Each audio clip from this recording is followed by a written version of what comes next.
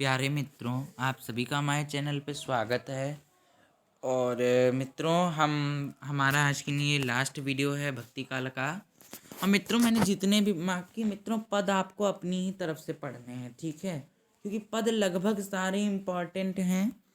मित्रों, जितनी भी जो थ्योरेटिकल टर्म्स या फिर फिलहाल तो थ्योरी तो सारा ही है, हिंदी सब्जेक्ट है, जितने भी जो अलग से होते हैं ना पद के अलावा टर्म्स, वो मैंने मित्रों आपको सारे ही कबीर के, उनके गुरु, ठीक है, कबीर की काव्यगत विशेषताएं, मतलब जो होते हैं ना मेन मेन मुख्य, वो मैंने यहाँ पे एक्सप्लेन किया है। और तो चलिए चलते हैं। आज की हम आएंगे अन्य निर्गुण संत कवि, जैसे रामानंद हैं, ठीक है। रामानंद का जन्म मित्रों 1368 में प्रयाग में हुआ था। ये मित्रों आपको सारा ना छटा हुआ मटेरियल मिल रहा है आपको मित्रों, किताब में ना बहुत कुछ मिलेगा, लेकिन वो मैंने आपको सारे ही एक जगह पे मैंने व्यवस्थित कर दिया है।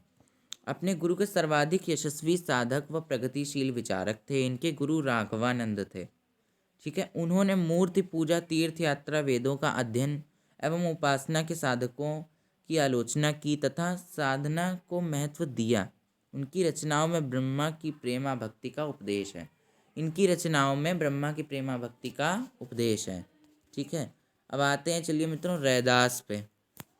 रैदास का जन्म, ठीक है, ये जो उनका जन्म मतलब काशी में हुआ था। इनका मित्रों ईयर सभी लोग याद रखेंगे, ठीक है। 1368 है रामानंद का, ठीक है। इस तरीके से काशी में हुआ था रैदास जी का। रैदास रामानंद के 12 शिष्यों में से एक थे। ये मित्रों शिव लिखा है, गलत है टाइप। यह जाति से चमार थे। रैदास के करीब 40 पद गुरु ग्रंथ साहिब में संकलित हैं। रैदास काशी के निवासी थे। रामानंद हुए, रैदास हुए, दोनों ही मित्रों काशी के निवासी थे। और बाकी जो हैं, ठीक है, गुरु नानक देव हो गए, मलूक दास हो गए, सुंदर दास हो गए, रज्जब दास हो गए, ये सब भी रहे हैं। जो मित्रों ना पूछा जाता है वही हमने यहाँ पे दिया। इसका मतलब ये नहीं कि हम बुक की तरीके से सब कुछ यहाँ पे हम टाइप कर दें तो सब कुछ, तो हमने ये नहीं रखा है, ठीक है। सूफी काव्य धारा पे आते हैं। अब इसको मित्रों बात करते हैं कि ये क्यों कहा गया, इसको सूफी ही क्यों कहा गया है, ठीक है। सूफी काव्यधारा भक्ति काल के निर्गुण काव्यधारा की दूसरी शाखा को सूफी काव्यधारा का क्या कहा गया, और इसलिए इसको कहा गया क्योंकि इसमें अधिकतर संत जो कवि थे मुस्लिम थे। देखो अभी आएगा यहाँ पे पॉइंट, मैंने लिखा भी है। सूफी काव्य के लिए कुछ नाम प्रचलित हैं, प्रेम मार्गी शाखा, इस तरीके से हैं, ठीक है। और सूफी दर्शन का भारत में प्रचार प्रसार। भारत में सूफी मत का आगमन। क्या मैं तेज पढ़ा रहे हैं हम मित्रों? अगर हम मित्रों तेज पढ़ा रहे हैं तो आप लोग कमेंट में ज़रूर मेंशन करें, हमको ये चीज़ पता नहीं लग रही है, तब भी हम चलिए बताते हैं आपको। भारत में सूफी मत का आगमन 10वीं शताब्दी में हुआ। इसके प्रचार प्रसार का श्रेय ख्वाजा मुइनुद्दीन चिश्ती को जाता है। ख्वाजा मुइनुद्दीन चिश्ती को जाता है। आईने अकबरी में कुल 14 सूफी संप्रदायों का उल्लेख मिलता है, जिनमें से 5 प्रमुख हैं जो निम्नलिखित हैं। कौन कौन से संप्रदाय होते हैं? कादरी संप्रदाय, चिश्ती संप्रदाय, सुहरावर्दी संप्रदाय, नक्शबंदी संप्रदाय, सत्तारी संप्रदाय।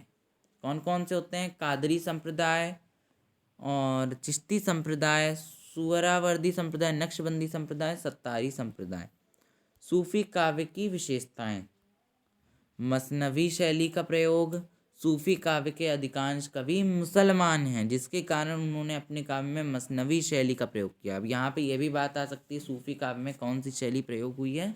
मसनवी, क्योंकि उसमें अधिकतर कवि मुसलमान हैं इसीलिए।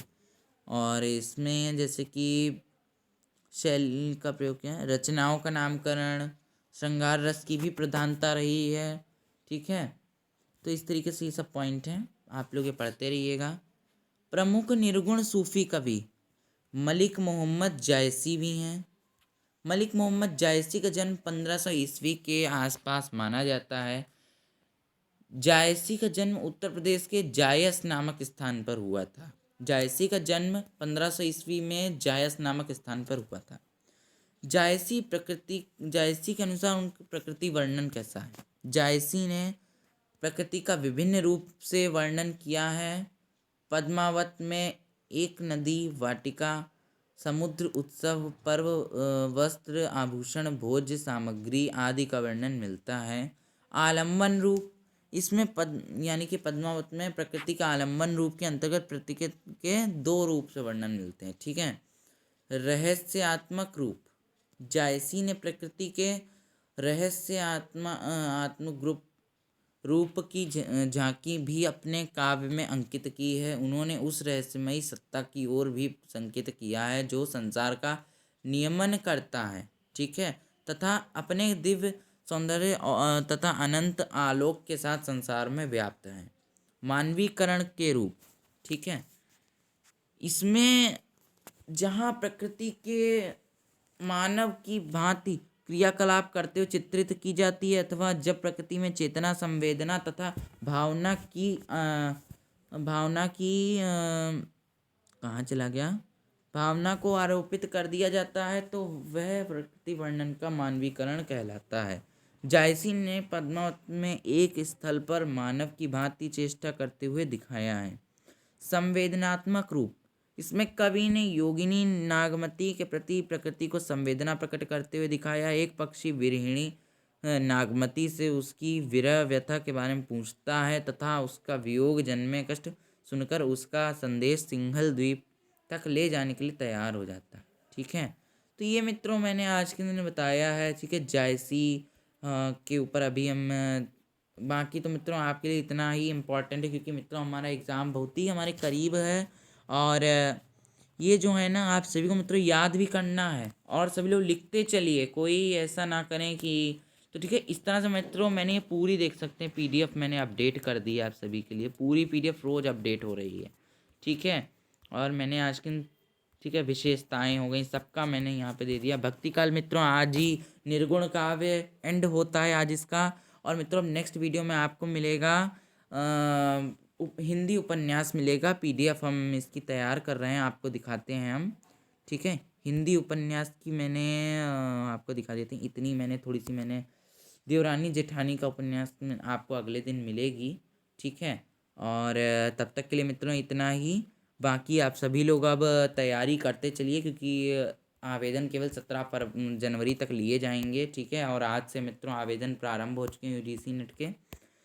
और तो हमारे आपसे चैनल पे और इसकी प्रश्नोत्तरी भी आएगी, मॉक टेस्ट मित्रों हम थोड़ा एंड में कराएंगे, थोड़ा सिलेबस जरा खींच लेते हैं। आप लोग वहाँ की कोई टॉपिक ना सुने तो कमेंट में ज़रूर करिए। और इसके मित्रों प्रीवियस ईयर क्वेश्चन ही आएंगे प्रश्नोत्तरी में, इसका मतलब ये नहीं हम कुछ भी अपनी तरफ से बनाएंगे, प्रीवियस के ही रिपीटेड क्वेश्चन डाले जाएंगे उस प्रश्नोत्तरी में, ठीक है। इससे हमारा दोनों काम होता है, रिवीजन भी होएगा सब कुछ। तब तक मिलते हैं, जय हिंद जय भारत। जो लोग चैनल पर नए सब्सक्राइब कर दें, ठीक है।